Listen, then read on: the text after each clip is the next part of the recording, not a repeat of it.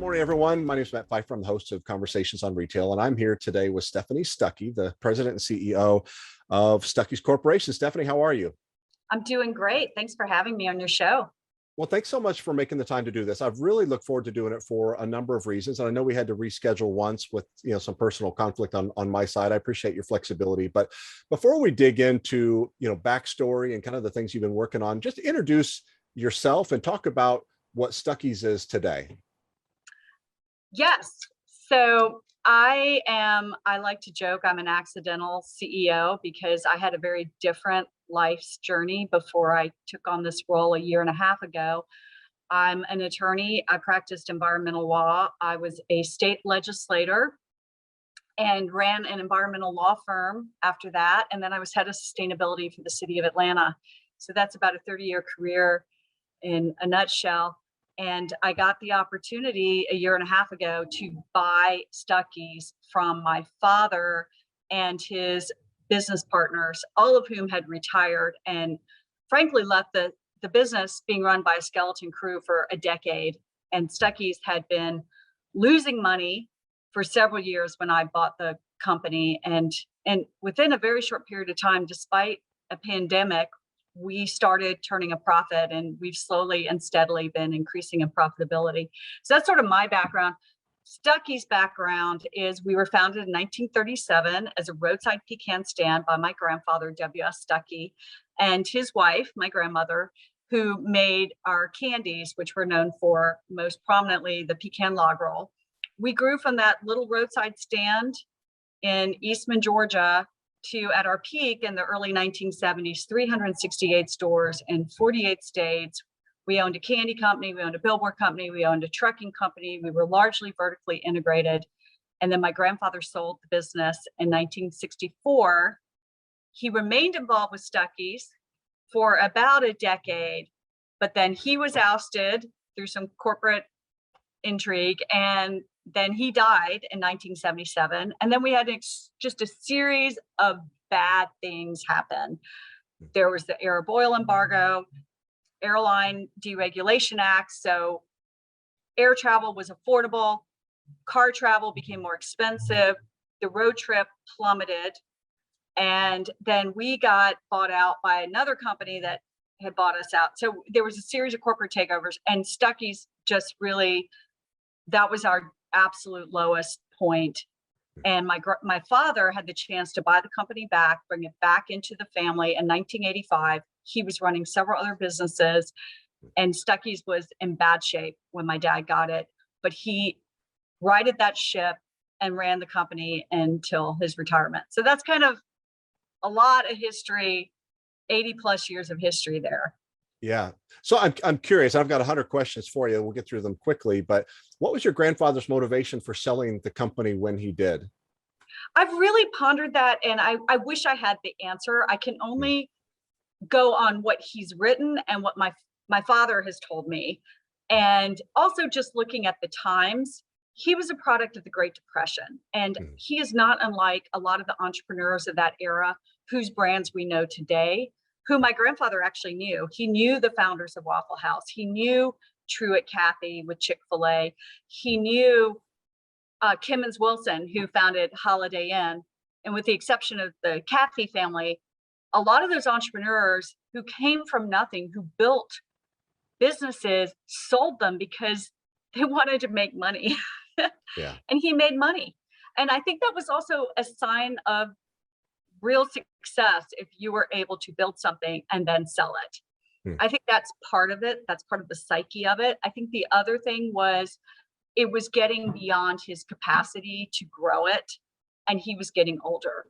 And my father was at that point running for Congress. My dad had a political career before he went into business.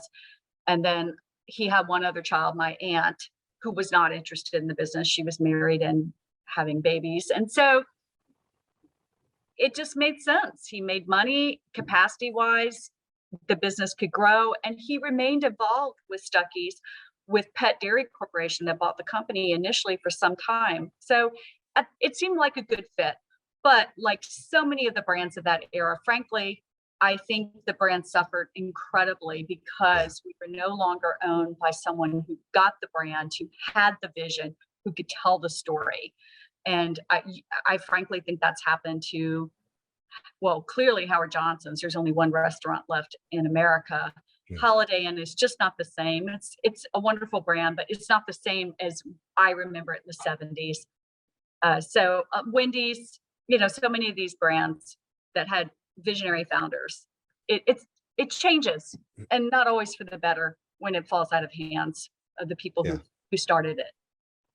Well, I've really enjoyed, following you primarily on LinkedIn. You're very active on social media and telling the story and reconnecting with fans. And the thing that is so fun for me is to watch all of these people who have these amazing memories of their own, of the Stuckeys experience, that are celebrating your success. It has to mean a lot to you and to your family. It absolutely does. And to me, that is what marketing is all about. It's not selling a product. It's connecting with people, and it's building a community around a shared interest. And for Stuckeys, that shared interest is the road trip. Selling pecan log rolls and selling kitschy merchandise like dunking birds and rubber alligators, that's just a pathway to having those stories and sharing that joy of getting on the road like what you're doing and exploring America, talking to people, and just really building the brand through storytelling and word of mouth. To me, that is the strongest form of marketing, is that emotional connection and telling the story of the brand. And it's not just your story, it's their story. Yeah. Talk a little bit, if you would, about your upbringing. And the things I'm the most curious about is what was the role and impact of Stuckeys on your life as you were growing up, and then talk about the decision that you made to pursue something completely different, and the skills and experience, the skills that you developed and the experiences that you had that helped prepare you for the role that you have now, and taking over and breathing life back into the family business. I truly was an accidental CEO. I was not groomed for this. Unlike most 3Gers, third generation members of family businesses, I was not brought up in the business. When I was a kid, it had been sold. It was sold before I was even born. Yeah. Certainly your name is up there. And so there was a connection with that. I knew my grandfather. I was 12 when he passed away. So I had an understanding and awareness and very much an appreciation for the experience. But we road trip like any other family. We stopped at Stuckeys like anyone else. We didn't own the company. So I consider myself very fortunate in an odd way to not have grown up around it, because I didn't have a sense of entitlement.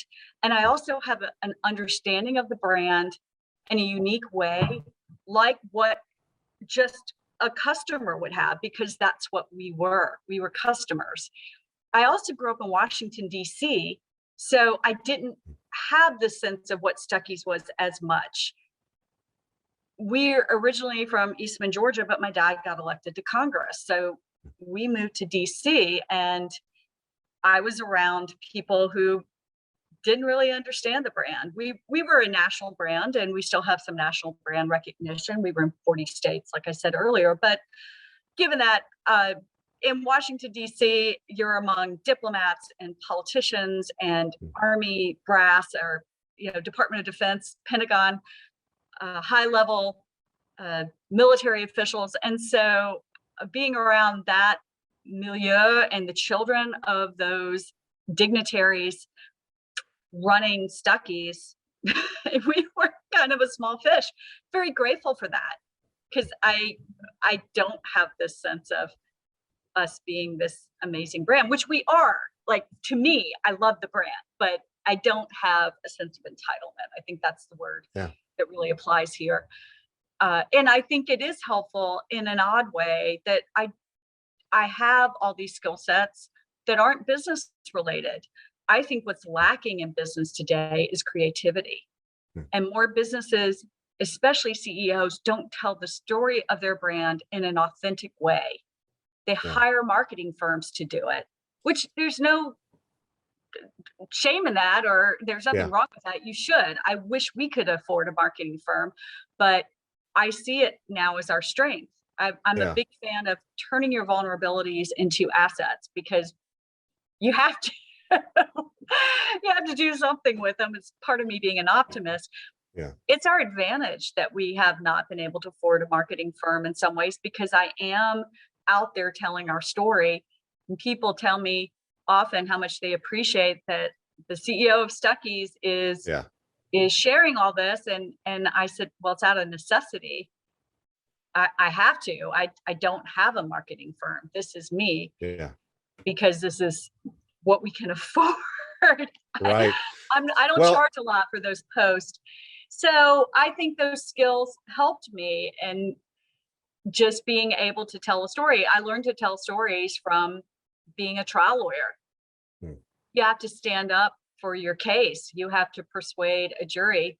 And then I was in politics, and I often represented causes that were not always popular. I'm a big yeah. environmental advocate, and sometimes it's hard representing the environment. I did that in law and in politics. And so I learned those skills. They really have served me well.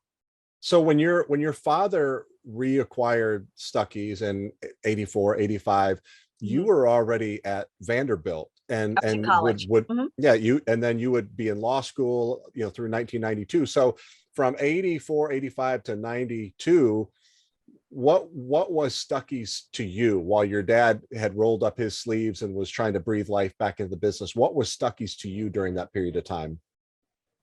That's a good question. No one's ever asked me that. I was delighted that it came back in the family, but my dad's real business was not Stuckey's. Hmm, His business was Dairy Queen. He okay. founded Interstate Dairy Queen Corporation, sorry, which is brilliant when you think about it. He heard a speech by the president of American Dairy Queen in 1975-ish, and the president was talking about how Dairy Queen was in small town America, except they weren't on the highways. And my dad was looking to get out of politics. And he went to the president and he said, I can solve your problem. I know the interstate highway business. I grew up around it. My dad had worked for Stuckey's before it was sold. And so my dad got some business partners together. They negotiated getting the exclusive franchise rights to build and operate and franchise. They really franchised. They didn't own a lot of the stores, but to franchise Dairy Queen on the interstate highway system in the continental US. Huge business. That's how my dad made his money. Okay. He was not, frankly, looking to get Stuckey's, but it was in such bad shape. It was actually losing money, and there was litigation going on.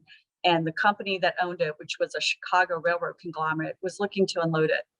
And it was this opportunistic buy. And my dad got the company back, but he's like, what do I do with this? And so he recreated it, but it really was not his focus. He was Hmm, all about Dairy Queen, justifiably so. One, it was something he built for himself, it was hmm, his company, and I respect that. And he was the one making money. hmm. So I clearly I connected to the brand, but I didn't see a role for myself at Stuckey's. I had talked to my dad about it when I got out of law school, and frankly, I think there could only be one Stuckey at Stuckey. I get it. We get along great as father-daughter, and that dynamic was not as good with business. And I think it's important sometimes in family businesses to recognize that it's Yeah. just not going to work. Yeah. And so I did a pivot. I talked to him about it, but it just was not going to work. And so I did my own thing, which I was fabulous. And my dad has been my biggest supporter in this role now. He was ready to step back. He was ready to see me take it on. And he's been my fan now. And I constantly reach out to him for advice. Yeah. So talk in terms of the timing of that transition, where you took the business over. I mean, you were very successful in your law career. Were you at a Yeah. point where you were ready to do something different, or was it really more that you were needed to do something different? The latter. They needed, well, no, I didn't. They needed me, or Yeah. Stuckeys needed someone to either buy it, or it was going to either die this really so slow, sad, pathetic death of spiraling downwards into losing money, or they were just going to shut the doors. So I had a choice to make.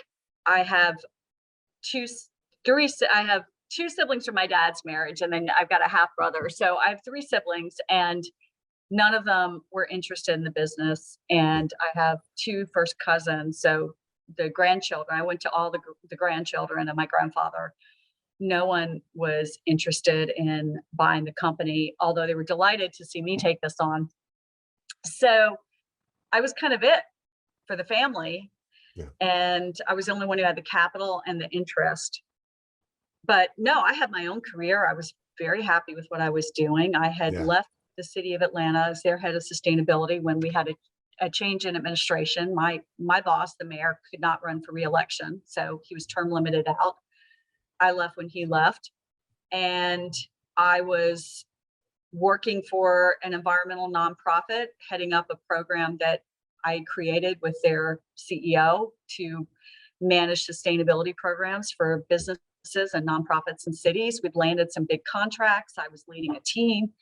I loved my life. I was not looking for a pivot at all. Yeah. So was it a difficult decision to leave? And the second part of the question is, what did that transition look like? Did you go in and resign on let's say Friday, and then on Saturday you're now the CEO of Stuckeys, or was it more of a slower transition where it was I'm still going to practice, I'm still going to do this. This was a side hustle, maybe, I'm trying to say, was it an all in from the beginning, or was it something that you had to kind of do over time? I think so often we think of life's pivots as just that, like you're going in one direction and then you abruptly turn. But the reality is it takes time. I had built up decades of working in the environmental space. You don't just undo that. And I had commitments with the people I was working for. I was also working as an adjunct professor at the University of Georgia School of Law. I had contracts that I had to honor. And so it took 8 months for me to wind down. Yeah. And I bought Stuckeys on November 1st, 2019. I taught my last class at UGA May of 2020. And that's about when I figure I was able to transition full-time to Stuckeys, was June of 2020. Before that, I was still working part-time at Southface, the nonprofit that had been my employer. And I was still collecting checks. I was still, I'd entered into contracts. We had competed for bids that we'd won in procurement processes with governments, and I was part of the bid team. So I wasn't going to walk away from those commitments. And I still remain available on an as-needed basis. I was on the national board of the Sierra Club, and it was a lot of thought and anguish to walk away from that because I absolutely loved it. But I realized I do have to be all in to run Stuckeys. And I am all in now, but initially I couldn't be. I had to honor commitments. Talk about the company that you bought. What was it when you acquired it? What did it look like? And what were some of your highest priorities in terms of first moves as owner and CEO? What I bought, the tangible assets were items in inventory at our distribution facility. We rent the distribution facility in Eastman, Georgia. Okay. So I just bought assets of like novelty items and candy and pecans. That's the only physical assets that I acquired. And then the real important thing that I bought that was not on the balance sheet was the brand. I got the trademark. I got the brand. And I guess the other thing, which I did not realize until I really started looking at the finances is we had not been profitable for some time. So I had tax losses that you can carry forward. And that is actually something that can be monetized. We have not pursued that, but debt can actually be an asset for your tax purposes. So you can actually sell that. But Yeah. we're hanging on to that and plan to apply that hopefully this year since we were profitable now. So that's what I bought. What the company looked like was we had 3 sales reps, one of whom we let go, but we since hired up another sales rep. We had an in-house CFO, a vice president who was literally vice president of everything, Hmm. a warehouse manager, a warehouse admin exec person, and 3 pickers at the warehouse. Wow. So you had a team that That was day it. one was expecting you to come in and lead, point in the new direction. Well, yes and no. They'd been on autopilot for a while. Frankly, some of them were fine with the business as usual. Like, hey, maybe we're not super successful. Maybe we're not making a lot of money or any money really. We're losing money, but we're keeping the lights on. Yeah. Things are going okay. Change is hard. I'm not Yeah. saying that these were a bunch of folks that just were lethargic and laying around. It's a great team. We've kept Yeah. every single one of them on with the exception of that one sales rep and the warehouse manager retired. But we've kept the team in place, and not just because we wanted to have longevity. It's because they're really good people, but change is hard. You can't just Yeah. come in and like turn things around. The other thing we got was somewhat of a mess. A franchise program, which is really not a franchise program, it's a licensing program. And it's 65 locations. Of those, only 20 are standalone stores. We didn't have a database. We didn't have contact information for the owners and the managers. There were varying degrees of quality with the stores. Some looked great, some looked terrible. Most were somewhere in between. We don't own or control those stores. So trying to figure out a path forward is something that continues to be a challenge for me. I think the big picture for listeners is these nostalgic brands, there's so much brand value with them and years of customer loyalty and sticking power, but there's also a lot of muck. And buy these companies as is. You don't get to build it from the start. You get it the way it is, warts and all. And there still are a lot of challenges. It's totally worth it, but I didn't realize that. And I think in a way I did a post on this on LinkedIn that's gotten a lot of engagement. And I think it's because people connect with this, that I was naive. And I'm so grateful I was naive, because had my eyes been fully open and I'd known the extent and the challenges ahead, I might have not only walked, I may have sprinted away. Yeah. And I'm Well, glad that was one of my next questions. Obviously, there would even in a family transaction, there would have been due diligence. I'm wondering what were some of the biggest surprises after you wrote the check and took the reins. What were some of the biggest surprises that if you would have, I mean, as you just alluded, if you would have known those things during due diligence, you might have maybe made a different decision?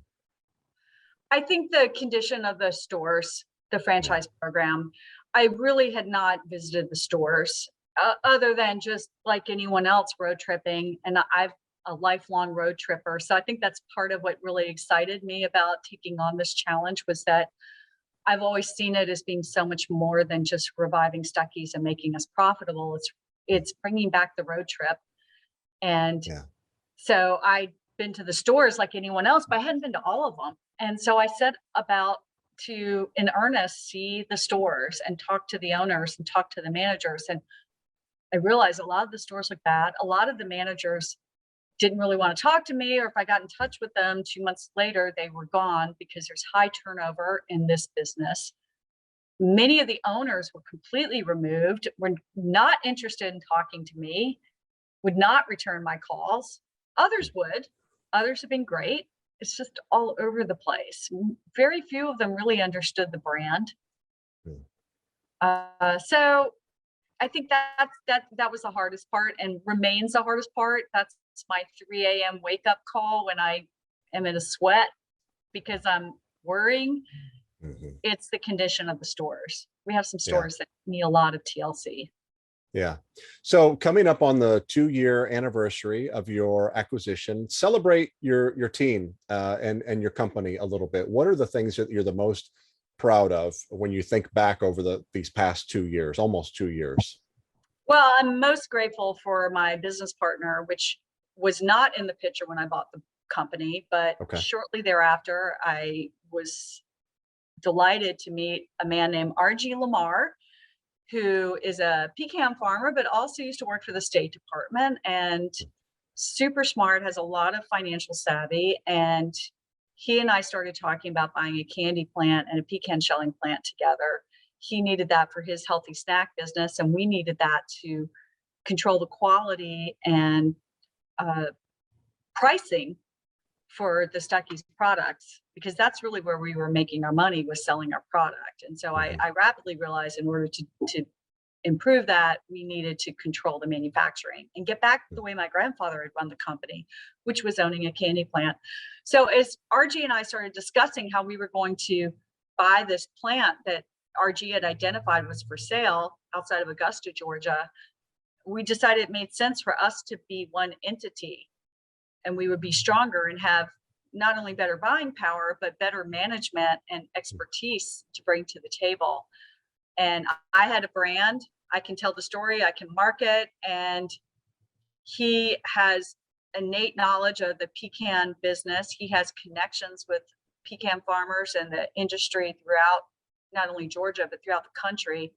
And not only that, he has export relationships. So it was just a really good partnership. And so we merged our two brands, and then we jointly bought the pecan shelling and the candy plant. So I'm very grateful for that.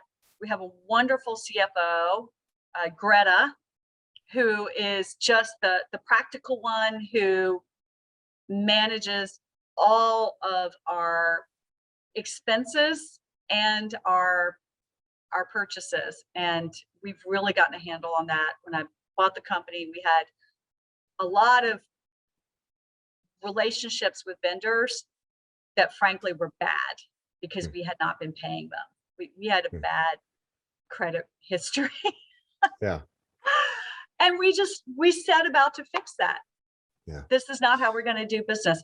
So Greta started the $1,000 club, and that exactly what it says. We would pay people $1,000 a month till they were paid in full. Fortunately, most of our accounts were like 10,000 and under. So we're not talking about massive debt, but it was debt. And we couldn't reorder from some of our key vendors because we owed them money. Mm. And so Greta helped us find a financial path forward. And then Jack is Jack of all things. That's our vice president. And he and I work the most closely together. He was doing sales and buying. Now I'm doing the sales for the small channels. RG manages sales for the large retail chains, and Jack does the buying. So I think big picture here is that we figured out who does what best. Mm. And we also have figured out our personalities. Yeah. And with the gaining of the candy plant, we now have a wonderful ops person and Seaburn Dell, who runs the candy plant and the pecan shelling plant. So all of our skills are well balanced and our temperaments are well balanced. And we also have similar beliefs and sticking power. Mm. All of us have been, I say I've been with Stuckey since birth, so I'm going to count Yeah. myself, but Right. we have longevity. All these employees have been there for a very long time. The candy plant, Seaburn's been there decades. So it's a They're good bought team. in. Yeah. We're in it for the long haul. This is not a team that's looking to turn a quick profit and sell. Yeah. Well, how has your vision, if at all, changed for the business? Again, with almost 2 years into this, there have been some surprises to the downside, some surprises to the upside, I'm sure. How is your vision for the future of Stuckeys and the things you're working on today? How has that been impacted by what you've learned these past couple of years? How is it different? In the core fundamental ways, it's the same, but Okay. has been some refinement. The core vision that this is a brand that has sticking power that I want to have around for generations, that's completely unchanged. That's been in many ways the North Star for, I think, a lot of family brands, that you are looking at a legacy. You're Yeah. not looking for a profit. Certainly you want to make a profit. You want to have financial security. You want to grow the brand. You got to have money to do that, but Sure. it's about more than that. How the vision has evolved was, when I first started, I was thinking we're about the pecan, we're about these kitschy roadside stands, we're about the road trip. And then I realized we couldn't be about everything. We had to have one big overarching raison d'etre. And for us, that's the road trip. Yeah. And that helps you define everything else. So that's the stories we tell. That's the product mix that we put together. That's who we pitch to, not just vendors to sell our product in their stores, but our customer. Our customer are people who like to road trip. So that big, like, why are we doing this? What's the story of your brand? That has been refined, and that's Yeah. the road trip. You alluded earlier in the conversation, and I wanted to kind of bite there and run with it, but I didn't want to do it then. But you mentioned earlier about how we as business people, as entrepreneurs, as executives have lost some ability to tell a story. And I wonder, and as you were saying it, I wonder if in some ways the technology has made us lazy, because it's so easy for us to post a mediocre story quickly and move on with the day, as opposed to putting real effort Yeah. into developing a real story that's going to resonate with people. So my question to you is, what other areas do you think that entrepreneurs have maybe lost a little bit of sharpness? Where are there, what have you learned in this process beyond the importance of storytelling that would translate in another business context? I think the idea of overnight success. Too often we're just,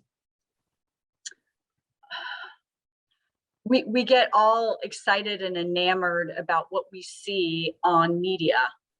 We see the Shark Tanks and the profit, and I watch those shows like anyone else, and we're completely taken with the idea of, if I can just pitch my idea to these investors and I'm going to get rich and everything's going to happen overnight. Yeah. And yes, that does happen, but that's not the reality for most of us. And frankly, I don't think it should be the reality, because it doesn't teach you what you really need to know Yeah. to grow a brand. I'm grateful for these hard times that we've had. And I want to stress, like, little losses. I'm okay with having these small failures, because that's how you learn.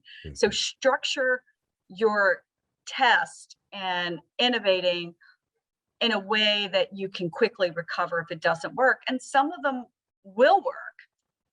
And I just think too often we just think of like this big audacious idea, and I pitch this thing that's innovative and it's an app or it's technology. I think too often we think it has to be technology based. And so many of these firms, especially the venture capital, that's what they're all about. And that's fine.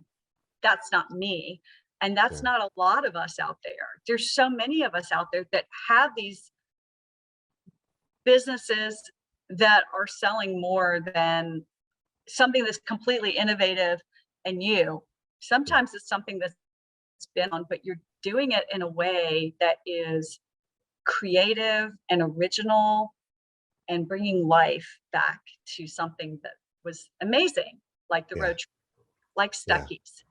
So I hope that answers your question. I just think there's too much of like this instantaneous pleasure that goes with, or gratification is really, that's the word I was thinking. We live in instantaneous an immediate, gratification, like okay, I'm going to click this, like this. Life is not like that, Right. nor should it be. Yeah. So just a couple of more questions, but these are questions that's going to help us maybe get to know you as a human a little bit better. I'm curious, as an entrepreneur, we're all motivated by different things. For some of us, it's about, identifying an opportunity in a marketplace and saying, you know what, a little bit of work and I can make myself and my team and my family generationally wealthy. And so that's a very real motivation.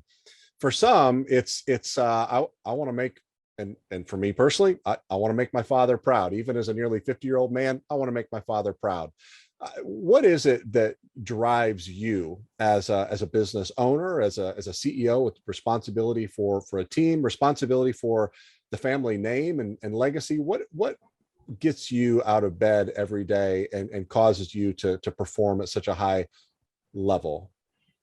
I think there's a personal motivation, and then there's also something that's bigger than me. So on the personal side, I would say looking backwards and forwards. Looking backwards, knowing my grandfather, it really breaks my heart to have seen what happened to what he built. Yeah. It was so amazing that he came from this little pecan stand on the side of the road and had a chain of stores that were just the most incredible experience. And he came up with roadside retail chains. He was the first. And that needs to be celebrated more. And I didn't want Big Daddy, as I called him, classic Southern. I did not want Big Daddy's legacy to be a bunch of closed down stores that had turned into strip clubs and Mm, porn shops. mm, Stuckeys does not end like that. mm. What he did, the story isn't over like that. Yeah. And I thought, I have a chance to change the story. I can make this a great story instead of a sad one, a Yeah. pitiful one, a So you don't, cautionary tale of what not to do. yeah. So there was that looking backwards and like, that's not how his story ends. That's not how Stucky's ends. And then the other is looking forward to my children. Mm, Any big decisions, I think you should consider not just yourself, especially if you're looking at a family legacy or business, but your children and your grandchildren and beyond. And so I made this decision to buy Stuckeys, not just for me, but for my kids and my kids' kids. And yeah. that's what you don't want to regret. True regret is not just regretting something you did, but to your children regret that you did or didn't do it. You always regret really what you didn't do. I don't Yeah. want my children to regret that I didn't do this. Yeah. So there's that. And then big picture, what's my motivation externally is the road trip. Mm, It's bigger than our brand. It is about the road trip. And so many people connect with the road trip, yeah. like you, Yeah. that I'm doing this for this whole community of amazing people who like to road trip. Yeah. So this is very personal for you. I love that. It has My to be. Yeah. Well, I you're think right. any big brand is personal. Yeah. A lot of people, and I've certainly had this mindset, having been involved in a handful of startups since leaving Walmart. Some people start and buy businesses to sell. You start them with Yeah. the exit in mind, and there are some that come along, opportunities that are so special. They're like family. You can't imagine life without them, and that's obviously what Stuckeys is to you. My last question is, how do you want to be remembered? And the question I want to ask you is there any pressure associated with you being the one in the family to raise your hand and say, I want to do this for us, for grandpa, because we don't want to, strip clubs and porn shops and all that stuff, because he deserves better. He deserves this thing to have a shot to realize his potential. Does that come with any pressure besides what you put on yourself? And then the second part of that question is, how do you want to be remembered by the people that matter to you most during this season of your life, during this journey to breathe life back into Stuckeys and help it realize its potential? So I'm very fortunate in that I really don't feel pressure from my family. I feel nothing but support and love. I'm very blessed. They're all just way to go, Stephanie. And we have a family text chain that's very active, sometimes a little too active. Yeah. For any families out there who have text chains, they can relate. But I do post Stuckies updates, and people are genuinely happy and excited about it. They share stuff, and I've my niece, who's so cute, will stop at Stuckies, and she's very active on Instagram. She takes all these photos of her posing with the candies and our products, and I love that. I share all those posts. So family members are helping me be social media ambassadors. I've got another niece who her business does a little Instagram show, and they did a unboxing of some Stuckies products. So they're helping me, and I love that. And then I have a nephew who actually owns and operates two Stuckies, so he's the one Okay. closest to the business, and I lean on him a lot for product ideas. And then how I want to be remembered, I guess, especially among my team, hopefully as a team builder, as someone who elevated others and wasn't in it for myself. And I really adhere to my grandfather's philosophy, was take care of your employees first, and they're going to take care of the customer. Yes, we are insanely customer focused, but we have to be employee focused first, in my Yeah. opinion. And also Yeah. we can control that more since we don't own or operate the store. So Mm. it's harder for us to be on the front lines with the customers right now, given our structure. Yeah. So I'd like to be remembered as a team player and a team builder, Yeah. a team cheerleader. I was a cheerleader in high school, so I'd like to be Mm. remembered as a cheerleader, someone Okay. who puts others on. Yeah. Well, Stephanie Stuckey, CEO of Stuckeys Corporation, it has been so much fun getting to know you. Thank you so much for making this time available, and I'm looking forward to getting into some of the stores and trying product after all these years again. And Thank you.